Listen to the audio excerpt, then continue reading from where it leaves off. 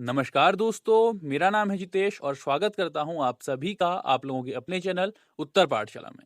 दोस्तों, आज है 27 अगस्त और आज हम करने वाले हैं 27 अगस्त से रिलेटेड सभी करंट अफेयर्स का डीपली डिस्कशन, जो आपके एग्जाम पर्पज से बहुत ज़्यादा इंपॉर्टेंट है। तो दोस्तों, आप ये वीडियो बहुत ध्यान से देखिएगा। लास्ट में मैं आपसे एक क्वेश्चन भी पूछूंगा जिसका आंसर आपको हमारे कॉमेंट बॉक्स में देना होगा। तो दोस्तों, अगर आपको ये वीडियो पसंद आती है तो वीडियो को लाइक कीजिए, शेयर कीजिए और हमारे चैनल उत्तर पाठशाला को सब्सक्राइब कीजिए। अब बेल आइकन को दबाना ना भूलें दोस्तों, जिससे चैनल से रिलेटेड सभी नोटिफिकेशन आपको सबसे पहले मिल सके। आप हमें ट्विटर, इंस्टाग्राम और फेसबुक पर भी फॉलो कर सकते हैं। हमारे सभी सोशल हैंडल्स के लिंक इस वीडियो के डिस्क्रिप्शन में दिए हुए हैं। चैनल से रिलेटेड किसी भी जानकारी के लिए या हमारे व्हाट्सएप ग्रुप में जुड़ने के लिए आप हमें हमारे इस व्हाट्सएप नंबर पर भी कॉन्टैक्ट कर सकते हैं। तो चलिए दोस्तों, शुरू करते हैं 27 अगस्त के करंट अफेयर्स। आज का पहला करंट अफेयर है, विश्व स्वास्थ्य संगठन ने अफ्रीका के जंगली पोलियो से मुक्त होने का ऐलान किया है दोस्तों। तो विश्व स्वास्थ्य संगठन डब्ल्यूएचओ द्वारा स्थापित स्वतंत्र संस्था अफ्रीका रीजनल सर्टिफिकेट आयोग एआरसीसी ने अफ्रीकी महाद्वीप के जंगली पोलियो वायरस से मुक्त होने का ऐलान किया है। अंतर्राष्ट्रीय स्वास्थ्य निकायों, राष्ट्रीय और स्थानीय सरकारों, सामुदायिक स्वयंसेवकों और अन्य लोगों के दशकों के प्रयासों के बाद इस सार्वजनिक स्वास्थ्य से संबंधित ऐतिहासिक उपलब्धि को हासिल किया गया है। पिछले रिकॉर्ड के अनुसार वर्ष 1996 में पोलियो से अफ्रीका के लगभग 75,000 बच्चों को लकवा मार गया था। पोलियो का आखिरी मामला 4 साल पहले उत्तरी नाइजीरिया में दर्ज किया गया था। विश्व स्वास्थ्य संगठन ने पोलियो वायरस से अफ्रीका की इस लड़ाई में ग्लोबल पोलियो उन्मूलन पहल और UNICEF, bill and Melinda Gates foundation, rotary international और रोग के लिए अमेरिकी नियंत्रण और रोकथाम केंद्रों के साथ काम करने वाले स्थानीय हितधारकों के बीच एक केंद्रीय समन्वयक भूमिका निभाई थी। तो दोस्तों, अफ्रीका से जो जंगली पोलियो है उसके मुक्त होने की घोषणा की है विश्व स्वास्थ्य संगठन ने। और बात करें विश्व स्वास्थ्य संगठन की, तो विश्व स्वास्थ्य संगठन विश्व के देशों के स्वास्थ्य संबंधी समस्याओं पर आपसी सहयोग एवं मानव को स्वास्थ्य संबंधी समझ विकसित कराने की संस्था है। विश्व स्वास्थ्य संगठन के 194 देश सदस्य हैं तथा 2 संबद्ध सदस्य हैं। यह संयुक्त राष्ट्र संघ की एक आनुषंगिक इकाई है। इस संस्था की स्थापना 7 अप्रैल 1948 को की गई थी। इसका उद्देश्य संसार के लोगों के स्वास्थ्य का स्तर ऊंचा करना है। डब्ल्यूएचओ का मुख्यालय स्विट्जरलैंड के जेनेवा शहर में है। इथियोपिया के डॉक्टर टेड्रोस एडरनोम गेब्रेयेसस विश्व स्वास्थ्य संगठन के नए महानिदेशक निर्वाचित हुए हैं। नेक्स्ट करंट अफेयर है, ह्यूमन कैलकुलेटर नीलकंठ भानुप्रकाश ने एमसीडब्ल्यूसी में जीता स्वर्ण पदक। तो ये है दोस्तों ह्यूमन कैलकुलेटर नीलकंठ भानुप्रकाश। तो हैदराबाद के नीलकंठ भानुप्रकाश ने माइंड स्पोर्ट्स ओलंपियाड एमएसओ के मेंटल कैलकुलेशन वर्ल्ड कप एमसीडब्ल्यूसी में भारत के लिए पहला स्वर्ण पदक जीता है। उन्होंने शकुंतला देवी और स्कॉट फ्लेंसबर्ग जैसे दिग्गज गणितज्ञ के रिकॉर्ड को तोड़कर एक नया ऑल टाइम रिकॉर्ड कायम किया है। भानुप्रकाश ने 167 के स्कोर के साथ स्वर्ण पदक अपने नाम किया है। वहीं लेबनान के मोहम्मद अलमीर ने 102 अंक के साथ रजत पदक और यूएई की अस्मिता पॉल ने 100 अंकों के साथ कांस्य पदक जीना है। तो दोस्तों, ह्यूमन कैलकुलेटर नीलकंठ भानुप्रकाश ने भारत के लिए एमसीडब्ल्यूसी में पहला स्वर्ण पदक जीता है। और दूसरे स्थान पर इस साल रही हैं लेबनान की मोहम्मद अलमीर 102 अंकों के साथ, और तीसरे स्थान में यूएई की अस्मिता पॉल जिनके 100 अंक हैं। बात करें ह्यूमन कैलकुलेटर नीलकंठ भानुप्रकाश की, तो 20 वर्षीय नीलकंठ भानुप्रकाश दिल्ली विश्वविद्यालय के सेंट स्टीफन कॉलेज में गणित ऑनर्स के छात्र हैं और उन्होंने दुनिया के सबसे तेज ह्यूमन कैलकुलेटर होने के लिए 4 वर्ल्ड रिकॉर्ड और 50 लिम्का रिकॉर्ड अपने नाम किए हैं। अब बात करें एमएसओ के बारे में, तो माइंड स्पोर्ट्स ओलंपियाड 60 से अधिक विभिन्न बोर्ड खेल प्रतियोगिताओं जैसे शतरंज, स्क्रैबल और 7 वंडर्स जैसे एक अंतर्राष्ट्रीय कार्यक्रम है। इसे पहली बार 1998 में आयोजित किया गया था। अगला करंट अफेयर है, अहमदाबाद रेलवे डिवीजन ने लॉन्च की बैगेज सैनिटाइजेशन और रैपिंग मशीन। तो गुजरात में अहमदाबाद रेलवे डिवीजन द्वारा अहमदाबाद रेलवे स्टेशन पर बैगेज सैनिटाइजेशन और रैपिंग मशीन स्थापित की गई है। यह मशीन भारतीय रेलवे में स्थापित की गई अपनी तरह की पहली मशीन है। हाल ही में लॉन्च की गई मशीन का उद्देश्य महामारी के दौरान सुरक्षित यात्रा सुनिश्चित करना है। इसमें सामान को 360 डिग्री यानी पूरी तरह से सैनिटाइजेशन के लिए अल्ट्रावायलेट विकिरण का उपयोग किया जाता है। महामारी के दौरान रेलवे द्वारा यात्रा करने वाले यात्रियों को सुरक्षित यात्रा प्रदान करने के लिए अहमदाबाद रेलवे स्टेशन पर लगभग 69 वर्ग मीटर जगह में बैगेज सैनिटाइजेशन और रैपिंग मशीन लगाई गई है।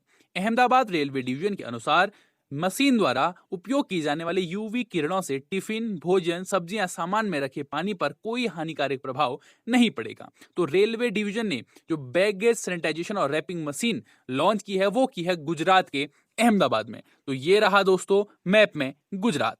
बात करें गुजरात की तो गुजरात पश्चिम भारत में स्थित एक राज्य है। इसकी उत्तर पश्चिमी सीमा जो अंतर्राष्ट्रीय सीमा भी है पाकिस्तान से लगी है। राजस्थान और मध्य प्रदेश इसके क्रमशः उत्तर एवं उत्तर पूर्व में स्थित राज्य हैं। महाराष्ट्र इसके दक्षिण में है। अरब सागर इसकी पश्चिमी दक्षिणी सीमा बनाता है। इसकी दक्षिणी सीमा पर दादर एवं नगर हवेली है। इस राज्य की राजधानी गांधीनगर है। गांधीनगर राज्य के प्रमुख व्यावसायिक केंद्र अहमदाबाद के समीप स्थित है। कच्छ, सौराष्ट्र, काठियावाड़, हालार, पांचाल, गोहिलवाड़, झालावाड़ और गुजरात उसके प्रादेशिक सांस्कृतिक अंग हैं। इनकी लोक संस्कृति और साहित्य का अनुबंध राजस्थान, सिंध और पंजाब, महाराष्ट्र और मध्य प्रदेश के साथ है। विशाल सागर तट वाले इस राज्य में इतिहास युग के आरंभ होने से पूर्व ही अनेक विदेशी जातियां थल और समुद्र मार्ग से आकर स्थायी रूप से बसी हुई हैं। इसके उपरांत गुजरात में 28 आदिवासी जातियां हैं। जन समाज के ऐसे वैविध्य के कारण इस प्रदेश को भांति भांति की लोक संस्कृतियों को लाभ मिला है। गुजरात की जो राजधानी है दोस्तों वो है गांधीनगर और वहां का सबसे बड़ा शहर है अहमदाबाद और गुजरात की राजभाषा है गुजराती और गुजरात का गठन हुआ था 1 मई 1960 को और गुजरात के वर्तमान राज्यपाल हैं आचार्य देवव्रत और मुख्यमंत्री हैं विजय रूपाणी और जो वहां का विधानमंडल है दोस्तों एक सदनीय विधानमंडल है जिसकी विधानसभा में 182 सीटें हैं और गुजरात से राज्यसभा के लिए 11 सीटें और लोकसभा के लिए दोस्तों 26 सीटें हैं। नेक्स्ट करंट अफेयर है टाटा समूह ने डिजिटल सेवाओं के लिए सुपर ऐप लॉन्च की है दोस्तों। तो दोस्तों टाटा समूह ने उपभोक्ता उत्पाद की एक श्रृंखला पेशकश करने के लिए देश के आसमान बिक्री क्षेत्र को एक साथ लाने के लिए सुपर ऐप नाम से एक नया ऐप लॉन्च किया है। यह ऐप रिलायंस इंडस्ट्रीज और अमेजन जैसे विश्व दिग्गजों को इस क्षेत्र में टक्कर देगा। यह ऐप खाने पीने, ऑर्डरिंग, फैशन और जीवन शैली उपभोक्ता इलेक्ट्रॉनिक्स और अन्य उपभोक्ता उत्पाद, बीमा और वित्तीय सेवाएं, शिक्षा, स्वास्थ्य और बिल भुगतान जैसी सेवाएं मुहैया कराएगा। तो दोस्तों सुपर ऐप सिंपली होता क्या है कि जैसे वर्तमान में सभी लोगों को आपको कुछ चीज खाने ऑर्डर करना है या आपने कोई पहनने की चीज ऑर्डर करनी है तो आपको सभी चीजों के लिए अलग अलग ऐप रखना पड़ता है। तो सुपर ऐप एक ऐसा ऐप होता है जिसके अंदर आपको ये सभी चीजें एक ही जगह पे उपलब्ध होती हैं दोस्तों। तो दोस्तों ये किया है टाटा ने। तो बात करें टाटा समूह की तो इसकी स्थापना हुई थी 1868 यानी कि आज से 152 साल पहले और इसके फाउंडर थे जमशेदजी टाटा और इसका हेडक्वार्टर है बॉम्बे हाउस, मुंबई, महाराष्ट्र। तो ये है दोस्तों बॉम्बे हाउस, मुंबई, महाराष्ट्र का टाटा ग्रुप का हेडक्वार्टर और इसके वर्तमान में चेयरमैन है नटराजन चंद्रशेखरन। कौन है दोस्तों? Natarajan Chandrasekaran. Next current affair है एसबीआई जनरल इंश्योरेंस ने लॉन्च की है सगुन गिफ्ट एंड इंश्योरेंस पॉलिसी। तो दोस्तों एसबीआई जनरल इंश्योरेंस ने सगुन गिफ्ट एंड इंश्योरेंस नामक अपनी तरह का पहला बीमा उत्पाद लॉन्च किया है जो पर्सनल एक्सीडेंट पॉलिसी का एक अनूठा उपहार है। इस पॉलिसी की खास विशेषता यह है कि इसे किसी को भी उपहार में दिया जा सकता है यानी इसका पॉलिसी खरीदार से संबंधित होना जरूरी नहीं है। सगुन गिफ्ट एंड इंश्योरेंस पॉलिसी की मुख्य विशेषताओं की अगर बात करें तो पॉलिसी खरीदार इसे उपहार के रूप में परिवार, दोस्त, अन्य किसी परिवार और यहां तक कि घर में काम करने वाले ड्राइवरों, रसोइया आदि किसी को भी दे सकता है। गिफ्ट रिसीवर की आयु 18 वर्ष से 65 वर्ष तक होनी चाहिए। इसमें 1 साल तक का लाभ उठाया जा सकता है।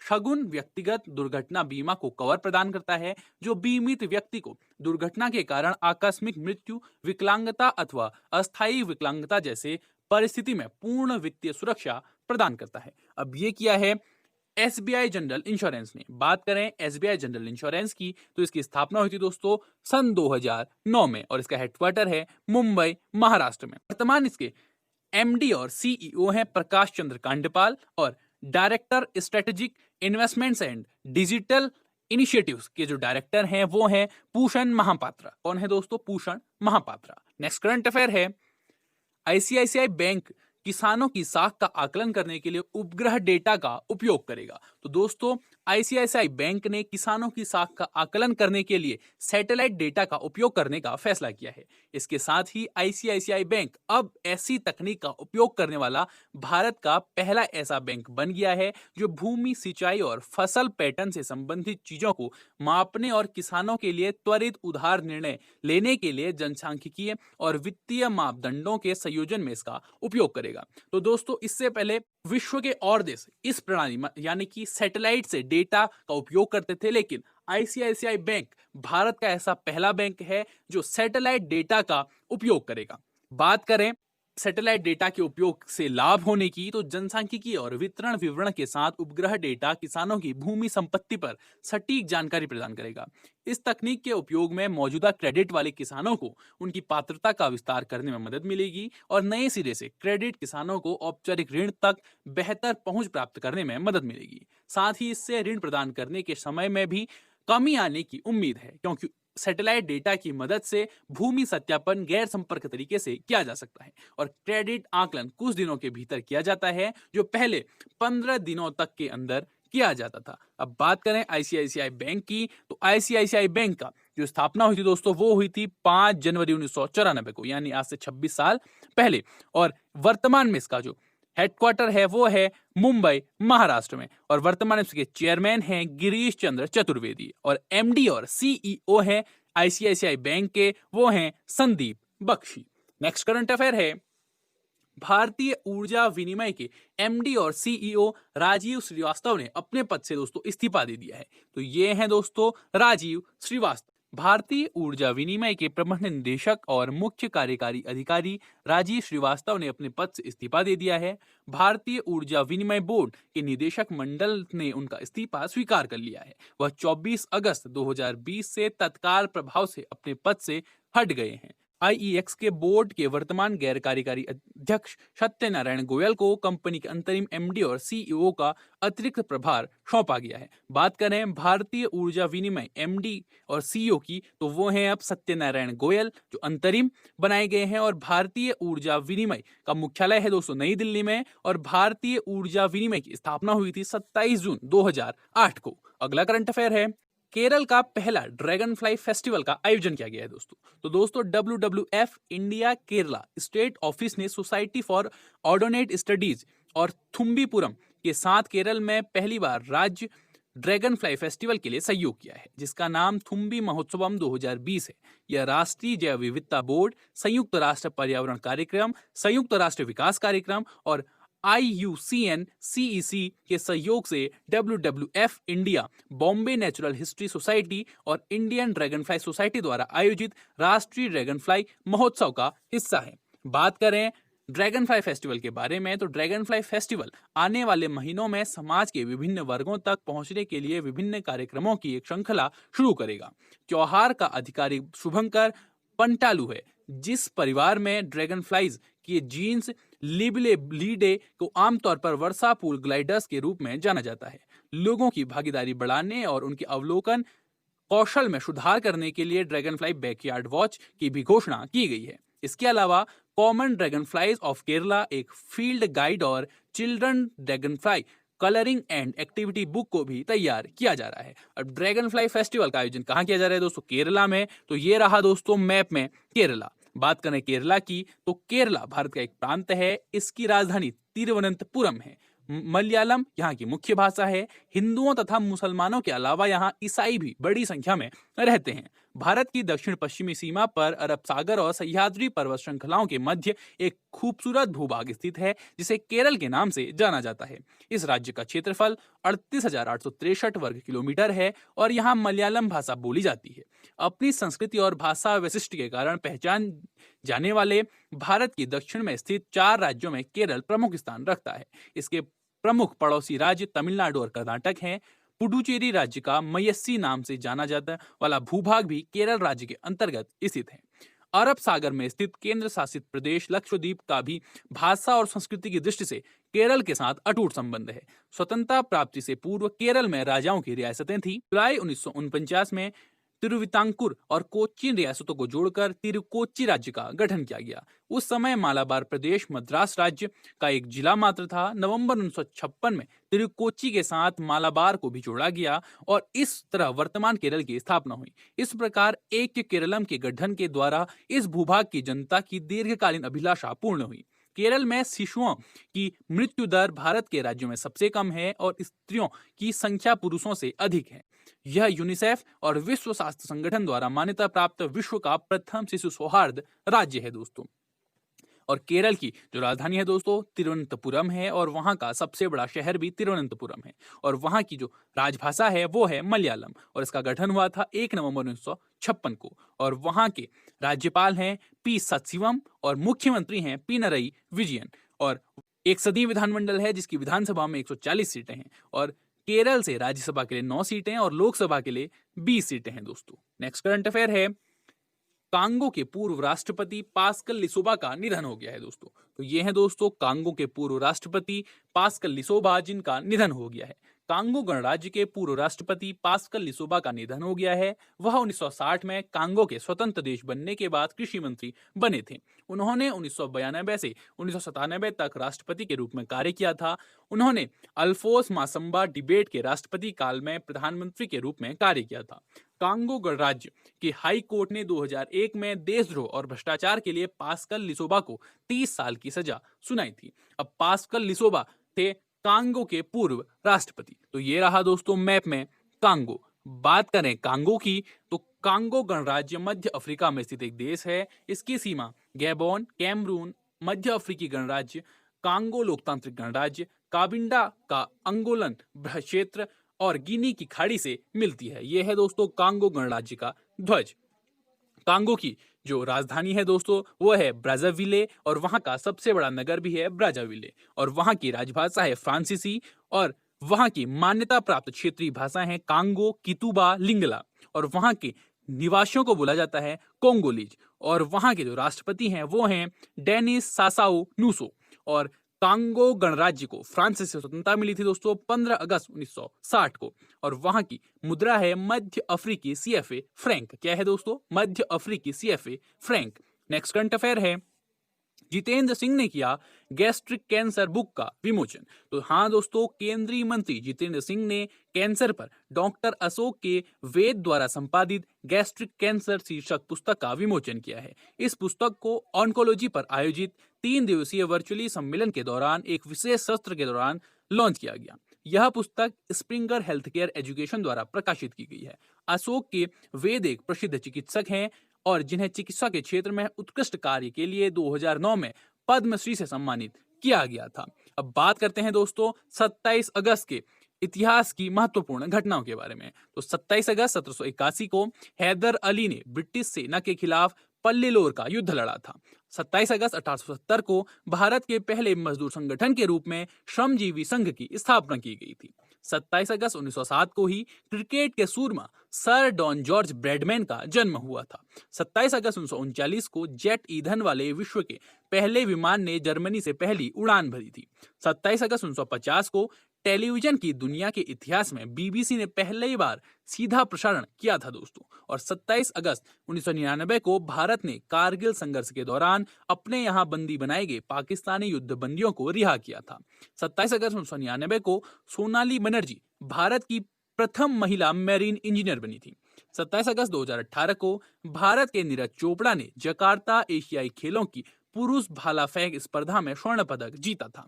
और 27 अगस्त 2018 को ही सस्ती उड़ान सेवा देने वाली कंपनी स्पाइस जेट ने देश की पहली जैव जेट ईंधन से चलने वाली परीक्षण उड़ान का परिचालन किया था। तो ये थी दोस्तों 27 अगस्त की इतिहास की महत्वपूर्ण घटनाएं। अब बात करते हैं हमारी पिछली वीडियो के क्वेश्चन की। हमारी पिछली वीडियो का क्वेश्चन था एक संकल्प बुजुर्गों के नाम अभियान किस राज्य में चलाया जा रहा है। और इस प्रश्न का सही उत्तर है दोस्तों option number C Madhya Pradesh. तो जी हाँ दोस्तों एक संकल्प बुजुर्गों के नाम अभियान मध्य प्रदेश राज्य में चलाया जा रहा है। और इस क्वेश्चन के सही आंसर देने वालों के नाम है अभिषेक दनगी, साक्षी आर्या, मनीष ममगी। अब बात करते हैं दोस्तों हमारी आज की वीडियो के क्वेश्चन की। हमारी आज की वीडियो का क्वेश्चन है, डिजिटल सेवाओं के लिए सुपर ऐप किसके द्वारा लॉन्च किया गया है? आपके ऑप्शन है अमेजन, फ्लिपकार्ट, टाटा समूह, रिलायंस। आपको इस क्वेश्चन का आंसर दोस्तों हमारे कमेंट बॉक्स में कमेंट करके बताना है।